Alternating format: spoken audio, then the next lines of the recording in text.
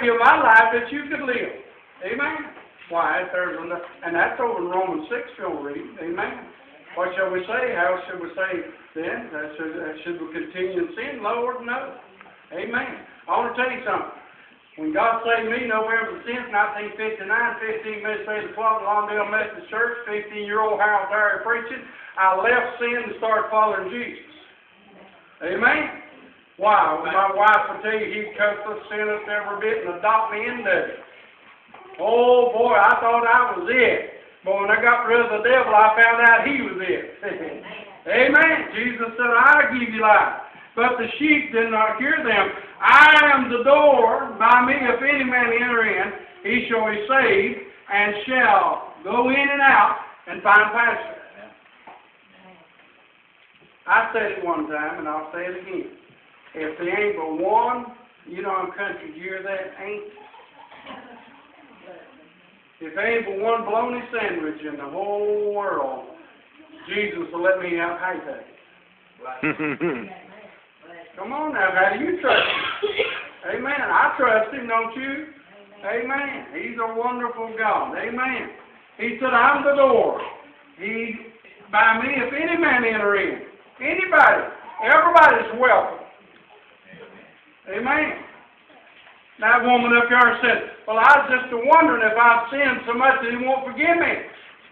And when I got done explaining the Bible to her, she found out she hadn't. Amen. You know, that's what's the matter, Doug, because a lot of people won't come back to church. They say, well, I don't believe God can forgive me. Amen. Or if they come and ask him and humble themselves, he'll answer. Amen. Amen. Listen to what it says. And the thief cometh not but to steal and to kill and destroy, but I am come that they might have life, and that they might have it more abundant. Thanks, we've got a pretty good life here on this earth, but we're going to have a better one in heaven. That's what he's talking about. Amen. If you have life right here, then when we get there, we're going to have abundant life. Well, preacher, what are you talking about? I ain't going to have no leg with a brace on it. I ain't going to have false teeth in my mouth. Come on, a lot of you sitting there with yours, some of you will steal a gum in it.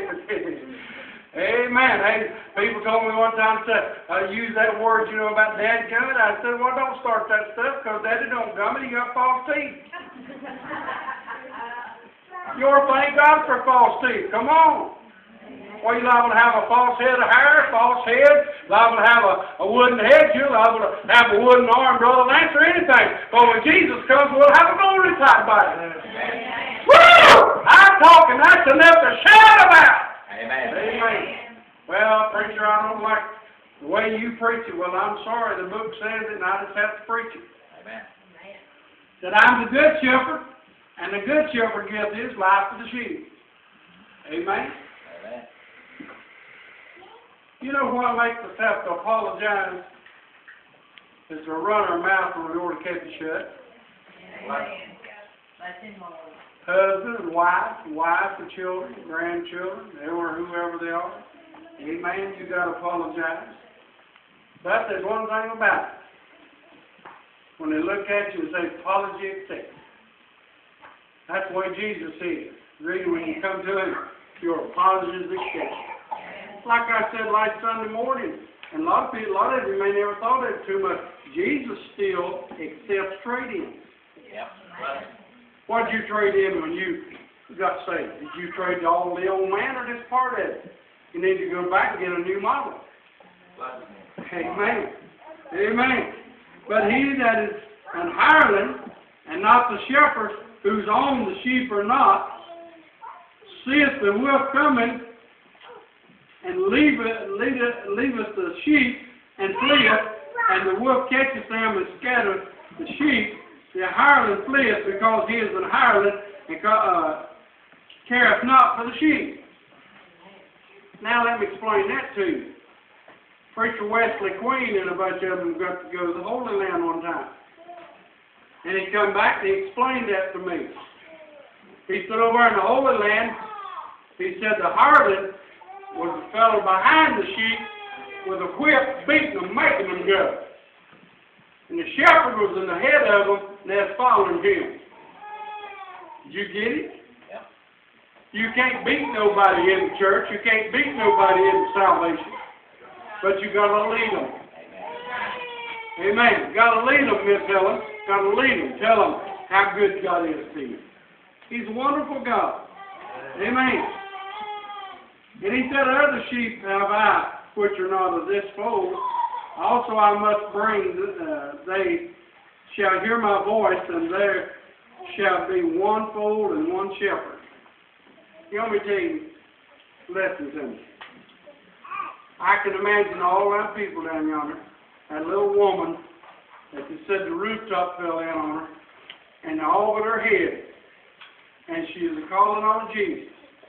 And when the storm was over and they got her, dug her out, she had one little scratch on her chin. You say, preacher, what are you saying? I'm saying God put his hand between the roof and her. Lance, that's the whole thing you explained. God put his hand over them people, amen. And this one little lady said, all I got is my car keys in the car. But she said, I'm still alive. You know, people ain't thankful for nothing anymore. God's been so good to you, amen. Bless you. You say, preacher, you don't know what happened to my house. Well, I've been there. Whatever's happened at your house, I've been there. Preacher, I don't believe that. I'm sorry you feel that way, but let me just experiment you about it. I just moved into my brick home in '73. And I was at work and I got a call, I need to go home. And there's 5 fire trucks sitting there, and my new home was 3.5 months old, was burning to the ground. My kids were sent to the hospital, about 3rd degree burn in the hand. Preacher, what'd you do? I thank God that this is all said. Amen. Amen. Went to church, Miss Shook on that Sunday night, and the elders, 30 up in River Valley, you've been in there, the old church, 32 feet wide. And there's 4 rows of all kind of groceries and meats and stuff and clothes and things. Took 5 cars to haul the house just overnight. God said, I'll supply Mary your every need according to your purpose, which is in Jesus Christ. Amen. I've been there. They brought a trailer out there, and I feel for you people that have to live in the trailer. I don't think I'd want one because they put me one out there to live in, my house burned up, and it rained on my Louise head every time it rained. That's what happened to that, and you might have a brand new and don't leak, but that leak. But anyhow, it didn't matter how much it leaked, God supplied our needs. Amen. Amen. Ain't God good? All the time. Holiday Inn, you remember it used to be in Morgan? That man who wouldn't give us the double rooms for the family for 7 days and told the insurance man, I don't care how much insurance he's got, we want to help him too. $92, all he charged for 7 days and nights. Said, I want to be a help too. God steps in. God takes over. God said, I'm the way. I'm the truth. I'm the light. You ask anything, Lance, in my name, Lance, I'll do it. Amen. Well, preacher, I've asked him, he never done nothing for me. Well, quit doubting and start shouting, and he'll do it. Amen. Amen. I believe that's what's the matter with us. We need to quit doubting and start shouting. Amen. I'm going to shout. I don't care for Billy Goats and on top of the mountain don't like. And the Father knoweth me even, so know I the Father, and I lay down my life for the sheep. And the other sheep I have, which are not of this fold, them also I must bring, and they shall hear my voice, and there shall be one fold and one shepherd. Therefore does my Father love me, because I lay down my life, that I might take it again. No man taketh it from me, but I lay down my life. I have power to lay it down, and I've got power to take it up. This is the commandment have I, receive I of my Father. Amen. Now I want to tell you something, and I'm going to hush and ask Miss Reed to get us a song. Don't go telling the Lord what to do now. Don't go to telling everybody else what to do now. And don't go to thinking you're going to be the one to tell the Lord what they should go through on that day. Because if I read my Bible right, Jesus is going to do all the talking. Amen. Yeah. Amen. Lance, me and you preach all our lives, we're going to step back and let him have it. Amen. You know what he's going to say? That I'm on the left-hand side, depart I never knew you. And I'm on the right hand, enter into thy presence. Enter the joy of the Lord, which I've prepared. Ain't that wonderful? From the foundation of the world. He's coming. He's coming. And he may not, because I know we'll forget the Roy Sheehan that said he's preaching up there not himself on one Sunday night.